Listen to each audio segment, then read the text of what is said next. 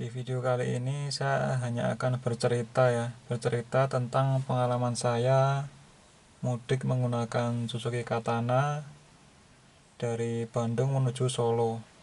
Nah, jarak tempuhnya itu sekitar 580-an kilometer. Jadi dari Bandung Solo melewati jalan tol Bandung Solo dan Solo Bandung. Nah, saya akan bercerita tentang konsumsi bahan bakar, konsumsi bensin maupun kendala-kendala yang saya hadapi selama perjalanan. Nah, yang pertama saya akan bahas tentang konsumsi BBM-nya. Nah, untuk konsumsi BBM untuk Suzuki Katana ini ini sangat irit sekali. Nah, selama perjalanan saya tidak menggunakan AC. Jadi awal berangkat dari Bandung itu saya fullkan. Jadi dari Bandung saya fullkan sampai full. Jadi melebihi di simbol F ini ya, jarumnya ya, melebihi di F. Jadi kalau kita lihat dari lubang pengisian bensin itu kelihatan bensinnya. Jadi sangat full sekali, full melebihi F. Nah, kemudian saya pakai perjalanan dari Bandung ke Solo. Nah, ketika di tengah perjalanan itu turun sepertiga dari totalnya, sepertiga segini kira-kira. Nah, setelah sepertiga itu saya isi lagi, full lagi. Untuk saya isi Pertalite itu sekitar 100.000 ya. Jadi ketika ini turun sepertiga gini, saya isi lagi 100.000, itu sudah full lagi, melebihi F ini.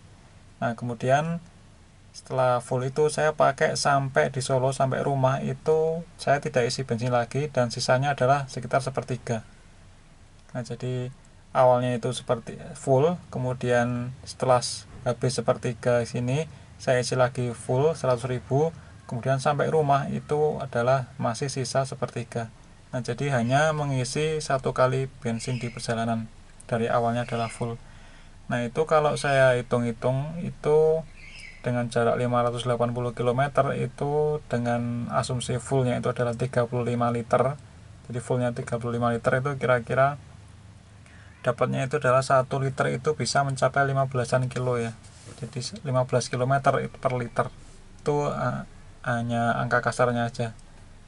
Itu pakai Pertalite 15 km per liter. Nah, sangat irit sekali mobil ini ya. Kemudian saya pulangnya itu seperti itu ceritanya, konsumsi bensinnya. Kemudian itu pakai Pertalite ya awalnya, dari Bandung ke Solo. Kemudian dari Solo ke Bandung saya coba pakai Pertamax. Nah, dengan pakai Pertamax itu konsumsi bahan bakarnya hampir sama ya kira-kira ya. Jadi dari rumah itu, dari Solo itu saya fullkan pakai Pertamax sampai melebihi F-nya ini, sampai kelihatan di lubang pengisian bensin. Kemudian saya pakai perjalanan, di tengah perjalanan itu kan sampai setengah. Nah, ketika sampai setengah ini saya isi lagi, full lagi. Nah, kemudian setelah full lagi saya pakai sampai di Bandung. Nah, sampai di Bandung, dan ini sisanya adalah ini. Nah, sisanya ini naik ya. Sisanya adalah setengah.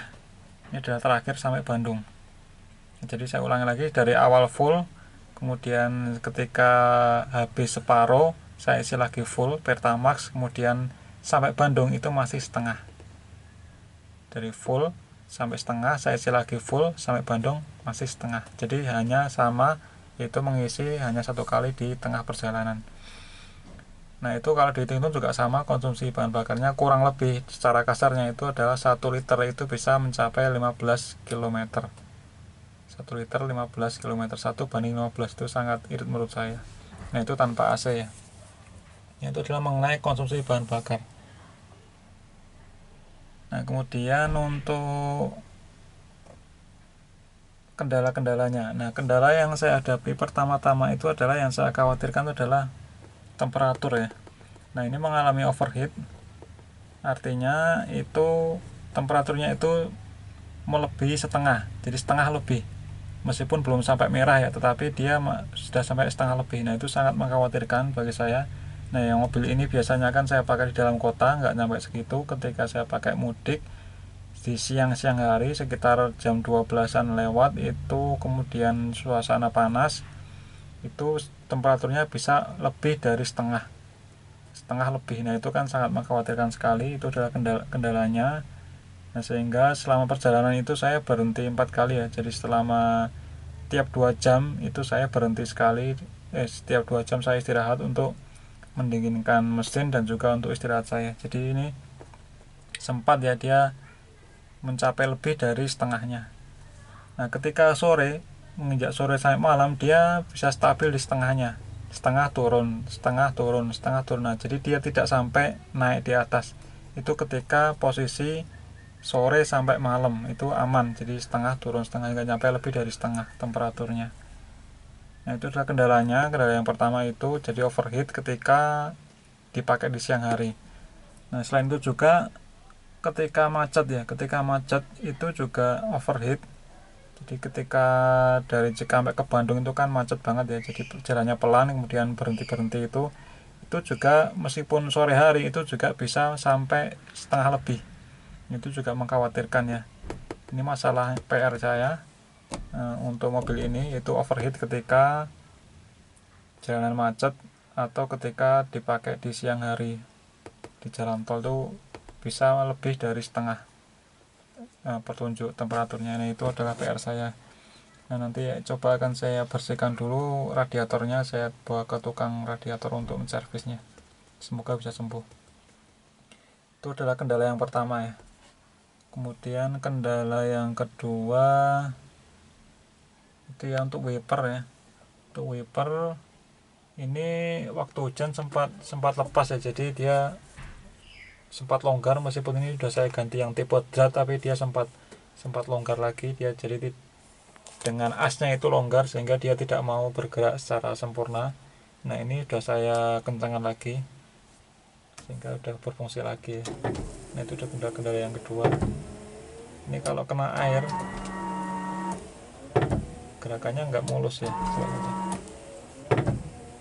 ini masih mulus ya. Nah gerakan seperti ini kalau kena air, tapi ini udah saya kencangkan lagi sehingga ya belum sempat kendor lagi, nggak tahu nanti lama-lama.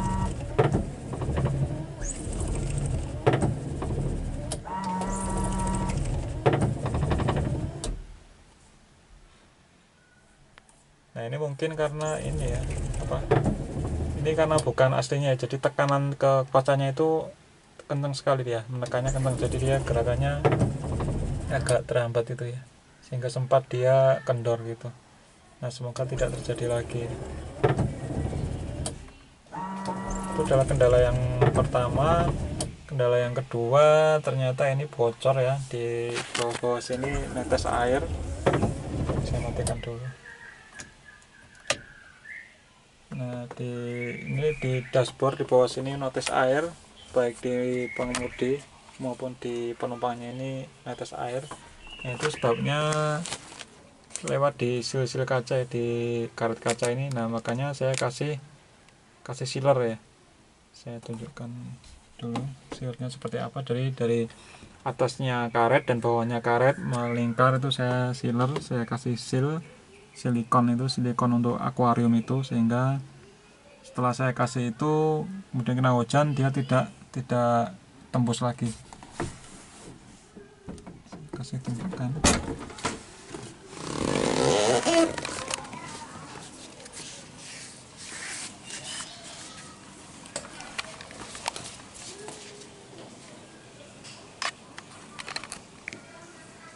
Di sini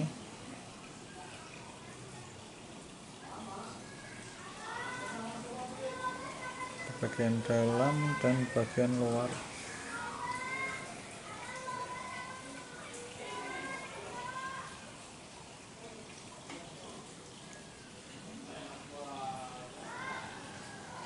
Atas sini dan bawah sini, dan juga di sini.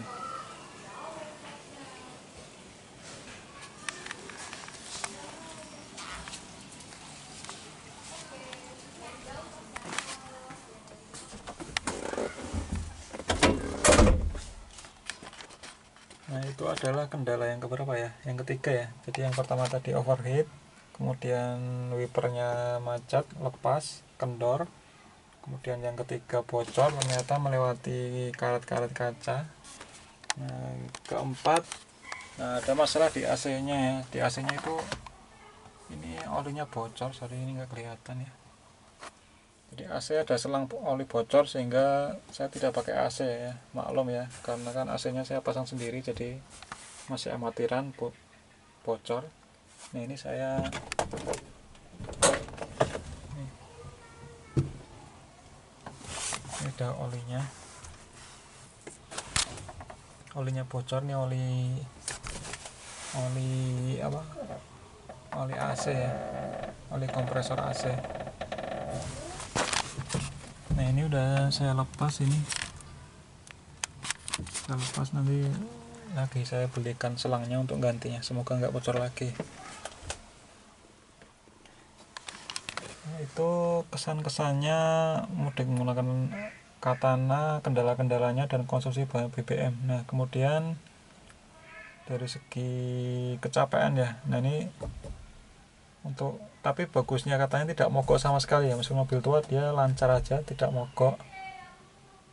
Rem nggak ada masalah tentang mesin dan juga chassisnya atau rem-remnya lancar ya, masalahnya tadi overheat dan lain-lain tadi.